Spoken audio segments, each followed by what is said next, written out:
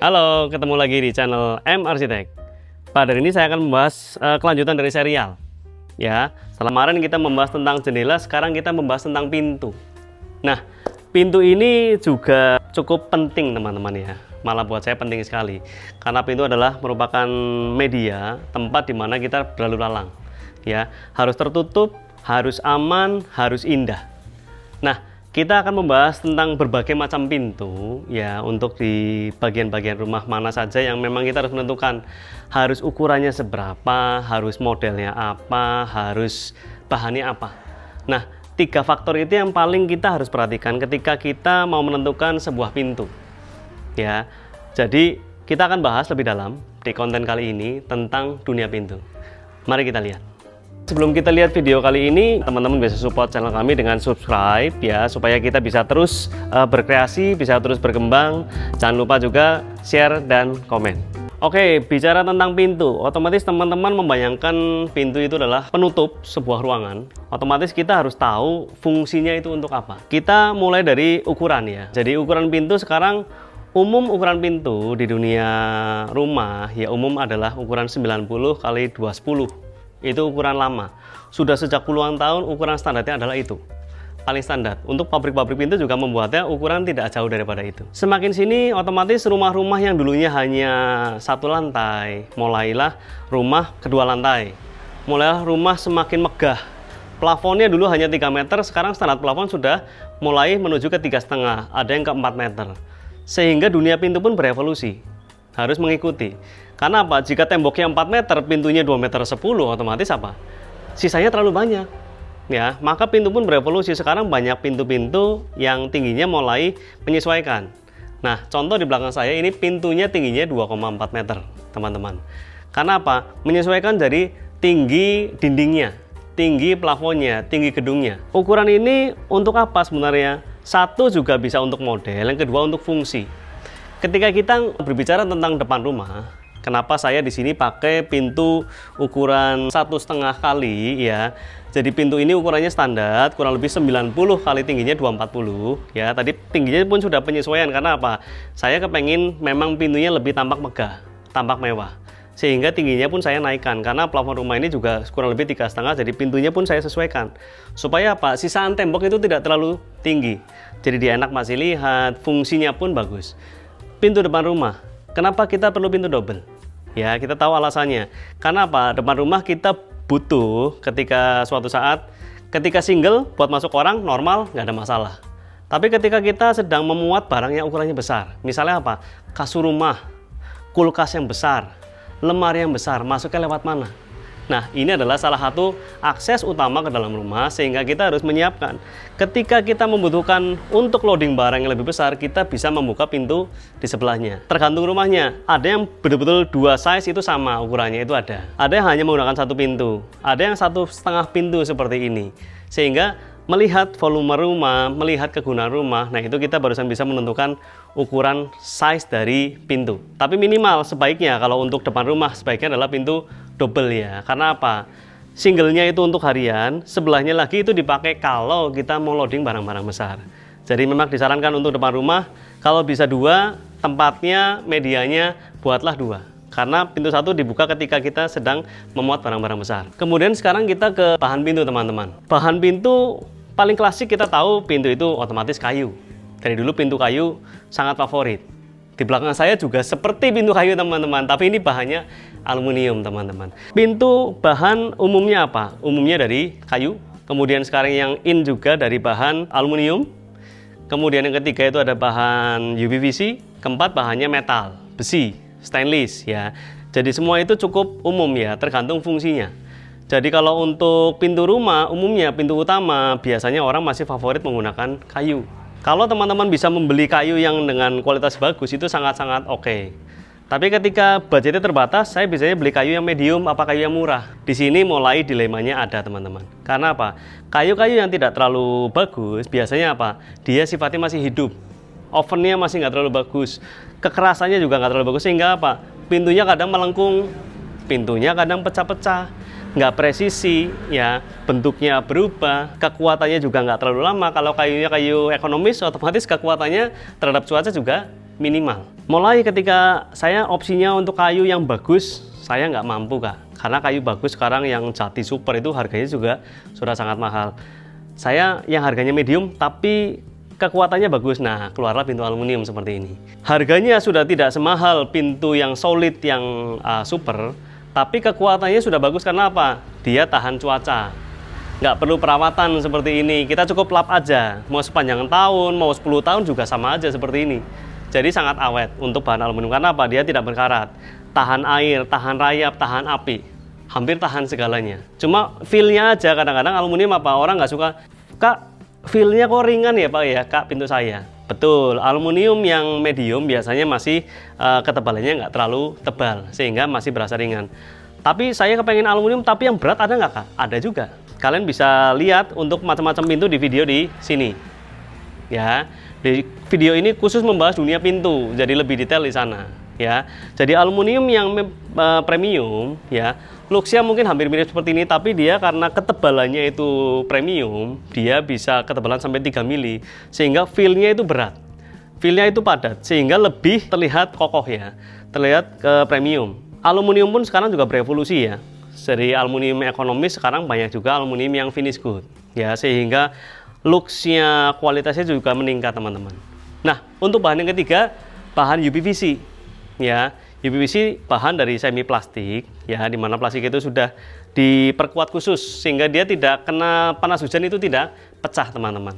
Jadi UPVC ini memang banyak digunakan di dunia jendela, di dunia pintu, sehingga teman-teman bisa menggunakan opsi ini untuk sebuah pintu juga. 3 bahan tersebut tadi yang paling favorit. Bahan keempat kita tahu ada pintu besi. Nah, pintu besi biasanya digunakan untuk apa? Untuk tempat-tempat yang memang kepengin security-nya ekstra. Ada pintu yang memang dari bahannya plat besi, ada. Yang seringannya sih pintu besi digunakan untuk apa? Untuk tralisnya teman-teman, untuk dobelan pintu. Sehingga apa? Ketika pintu utama dibuka, tralisnya tetap ditinggal, karena apa? Anginnya bisa masuk. Model rumah-rumah seperti ini sebenarnya apakah oke apa enggak membuka pintu? Banyak orang membuka pintu rumah karena apa? Kekurangan udara di rumah. Nah, rumah ini sudah kita desain sehingga kita tanpa membuka pintu utama, jendela, kita hanya membuka jendela, itu angin pasti sudah cukup. Karena apa? Kita desain muka depan rumah itu pengudaraannya bagus, air flow-nya bagus, in out-nya angin bagus, sehingga nyaman. Tanpa perlu membuka pintu, aliran rumah sudah, angin rumah sudah bagus, sehingga nyaman untuk digunakan. Nah, itu untuk bahan-bahan pintu teman-teman. Apalagi yang kita perhatikan ketika kita sudah ukurannya sudah betul, bahannya sudah betul. Nah, tinggal faktor ketiga itu masalah aksesoris pintu teman-teman. Jadi pintu ini ada sistemnya. Paling umum adalah sistem menggunakan engsel standar ya, engsel kupu. Jadi bukaannya hanya satu ya, misalnya seperti pintu ini bukanya ke dalam ya, seperti ini. Ya, ini paling umum. Kemudian kita tahu ada pintu juga sliding ya. Pintu sliding digunakan untuk apa? Untuk area-area yang space-nya terbatas biasanya. Mungkin di kamar mandi, mungkin dari kamar ke kamar mandi, ya mungkin dari area servis ke taman dan sebagainya. Di mana membutuhkan apa? Space-nya depan belakang itu harus bisa dipakai dengan optimal. Karena misalnya keterbatasan tempat. Jadi itu harus menggunakan pintu sliding, pintu geser, ya. Ada lagi pintu lipat, teman-teman. Ya, pintu lipat ini teman-teman bisa sering lihat biasanya untuk area yang memang membutuhkan bukaan lebar. Ya, nanti ada di daerah belakang rumah ini ya. Jadi pintu dari ruang utama ke taman belakang. Jadi pintu itu bisa ketika ditutup semuanya tertutup ya. Tapi ketika dibuka betul-betul terbuka full hampir 100%. Jadi udara, akses itu sangat nyaman. Ya, misalnya kita antara ruang keluarga dan juga taman. Ketika kita ada acara, kita bisa buka full aksesnya supaya kita bisa langsung ke taman aksesnya, sehingga rasanya ruangan itu menyambung. Nah, fungsi pintu lipat adalah seperti itu, untuk menghubungkan dua ruangan yang bisa dua fungsi, terkadang mau dipisah, terkadang mau disambung. Nah, itu fungsi dari pintu lipat. Nah, ada pintu lagi yang seringannya kita lihat ya, mungkin teman-teman di beberapa tempat ada pintu yang bisa buka ke depan dan ke belakang. Ya, pintu swing tapi bukanya ke depan dan ke belakang, itu menggunakan engsel pivot namanya teman-teman, engsel tanam, sehingga fungsinya apa? Bisa dua sisi buka, bisa buka keluar maupun buka ke dalam. Pun dia karena menggunakan engsel tanam itu biasanya bisa otomatis menutup sendiri Ya, itu yang pivot yang memang sudah ada sistemnya. Ada juga pivot yang manual, bisa keluar dan ke dalam tanpa nutup sendiri, itu juga ada. Itu namanya engsel pivot. Engselnya di atas bawah. Nah, tadi setelah jenis-jenis pintu, model-model pintu, bahan-bahan pintu, harusnya teman-teman sudah mulai tahu nih. Saya memang mau pakai pintu di area mana? Ya, saya mau senangnya pintu kayu, Kak. Oke, boleh. Tapi pakailah di area mana? Area indoor. Kalau area outdoor gimana, Kak? Saya setiap hari kena hujan, cocok nggak pakai kayu? Kurang cocok jawabannya. Harus menggunakan bahan-bahan pintu yang memang tahan air, tahan cuaca, seperti aluminium, UVC. Itu lebih cocok untuk area yang memang resiko terkena basah, resiko terkena air, terekspos sinar matahari, sehingga kekuatannya lebih bagus. Nah, kalau saya untuk pintu-pintu kamar misalnya, nah itu lebih bebas teman-teman. Mau pintu dari bahan kayu, dari multiplex, dari bahan apapun. Karena apa? Tidak terkena matahari, tidak terkena air. Nanti teman-teman bisa lihat di rumah ini, yaitu menggunakan pintu dari HPL. Ya teman-teman bisa lihat nih, kita lihat aja. Nah, ini contoh dari pintu kamar ya. Itu menggunakan bahan kayu, frame kayu, multiplex dan juga HPL. Nah, karena kita menggunakan ini karena apa? Kita mengutamakan estetika di sini, mengutamakan warna, mengutamakan model. Karena sifatnya itu untuk indoor to indoor, jadi bahan yang digunakan itu multiplex, nggak ada masalah. Karena apa? Nggak kena air. Yang penting apa? Kekedapannya, kesolidannya, kekuatannya itu bagus. Karena apa? Nggak kena air. Juga finishingnya kita bisa tentukan sekali. Warna yang sesuai sama desain ruangan ini sangat membuat rumah itu terlihat indah teman-teman. Model pintu HPL seperti ini kita bisa customize. Kita bisa pilih warna, kita bisa atur bentuknya, atur ukurannya. Hampir semuanya bisa di customize semua. Sampai ke handle-handlenya. Ya, kita menggunakan handle yang stylish di sini supaya kelihatan modern. Motifnya juga motif kayu yang muda karena menyesuaikan dengan interior rumah.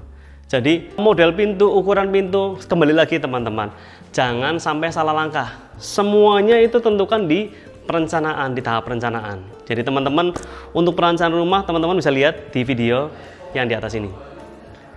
Nah, perencanaan itu kunci dari segalanya teman-teman. Perencanaan dari awal, desain dari awal itu sangat menentukan hasil akhir dari rumahnya kita. Nah, rumah ini sudah didesain dari awal, sehingga kita eksekusi semuanya sesuai dengan rancangannya kita. Dan otomatis hasilnya jika kita mengikuti panduan yang ada, mengikuti desain yang ada, hasilnya juga akan sesuai dengan harapannya kita, sesuai dengan gambar desain dari master plan-nya kita. Sehingga apa? Kita akan lebih puas. Rumahnya kita akan terlihat cantik. Karena apa? Kita sudah tahu akan jadi seperti apa sebelum rumah ini dibuat. Jadi nanti saya juga akan tunjukkan rumah dari nol sampai akhir, gambar awalnya seperti apa, jadinya seperti apa, itu akan betul-betul sesuai dengan gambar teman-teman. Sehingga kita akan puas ya teman-teman ya, nggak salah langkah. Pintu seperti ini, ukurannya harus seperti ini, kenapa seperti ini, semua sudah dijelaskan di tahap perencanaan. Sehingga kita eksekusi, hasilnya pun akan cantik, hasilnya pun akan maksimal. Ya, karena kita sudah bahas di depan. Misalnya terlalu kecil, digambar otomatis kan nggak bagus, kita tinggikan. Terlalu besar, kita bisa kecilkan. Ya, tapi itu di tahap perencanaan. Jangan sampai kita mengeksekusi ketika sudah tahap final, tahap finishing. Waduh, ternyata pintunya kurang besar Kak, kurang tinggi Kak. Harus apa? Bongkar semuanya. Buat pintu baru, temboknya harus dibongkar semua, itu biayanya berapa? Sangat-sangat mubazir dan sangat-sangat tidak disarankan teman-teman ya. Kecuali memang suka repot ya, suka buang-buang uang mungkin ya. Ya menurut saya nggak ada orang seperti itu. Jadi sebaiknya teman-teman rencanakan dulu semua desain, termasuk pintu-pintu ini dari awal.